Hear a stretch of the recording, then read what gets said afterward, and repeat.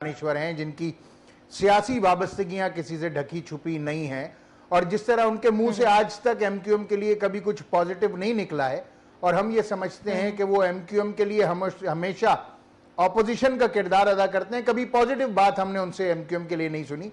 कराची को वो जानते जरा सा भी नहीं है। ये जो कल का वाकया है आसमा, ये मेरे अपने हल्का इंतखाब में हुआ है, ये मेरी कॉन्स्टिट्यूंसी है NA 253। मैं इसकी डिटेल्स आपको बताना चाहता हूं। इसकी डिटेल्स ये हैं कि मेरी कॉन्स्टिट्यूएंसी में एक जगह है जिसको कहा जाता है राबिया सिटी।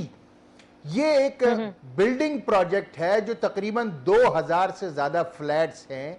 इस पर वहां पर पूरी दुनिया को, पूरे कराची को यह बात पता है कि उसके फ्लैटों पर कब्जे हैं। ANP के सरबराही में लियाकत बंगश नाम है उस आदमी का, जिसने अपने वहां पर क्रिमिनल गैंग कायम कर रखा है। वहां पर अगवा बराए तावान, भत्ताखोरी और लोगों को अगवा करके ले जाया जाता है। वहां पर हजारों फ्लैटों पर कब्जा है। उनकी कोशिश ये होती है कि हमेशा एमक्यूएम के लोगों को टारगेट करें। कल भी जो टारगेट किलिंग, असल में अभी तक तो बड़ी स्पर बात हुई है कि टारगेट किलिंग क्या है। कल का जो वाकया है दरअसल वो टारगेट किलिंग है कि एमक्यूएम के दफ्तर में घुसकर एमक्यूएम के कारकुनान को टारगेट किया गया, जिसमें 8 एमक्यूएम के कारकुनान जख्मी हुए, एक शहीद हुए। और वहां पर मौजूद लोगों ने, क्योंकि वो उसी इलाके में है वो एमक्यूएम का यूनिट ऑफिस, और उससे पहले 2 हफ्ते पहले 66B में हमारा जो एक और यूनिट था वहां पर टारगेट किलिंग की गई थी। वहां हमारा एक साथी शदीद जख्मी हुआ था। ये सारी सूरत हाल वहां के अहले मोहल्ला जानते हैं।